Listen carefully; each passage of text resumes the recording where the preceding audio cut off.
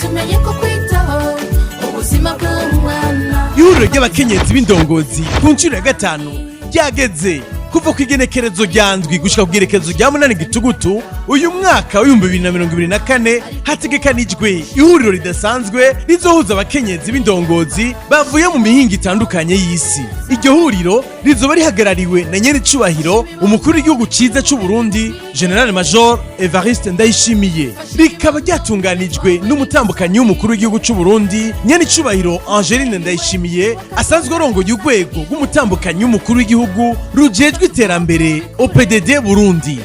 Ikivugo cy'uyu mwaka kikaba kivuga kiti kwitaho ubuzima bw'umwana na cyane cyane kuva gisamwa gushika kwiza imyaka 8, gutyo twubaka umushinga wa kazoza keza. Ibikorwa vy'iryo huriro bizobera mu ngoro y'amanama iri ku kirimba c'umukuru w'igihugu Ikiriri. Twese hamwe dushira ingufu hamwe mu kwitaho ubuzima bw'umwana na cyane cyane kuva gisamwa gushika kwiza imyaka 8. Fasha ibibondo bigira ubumenyi bukwiye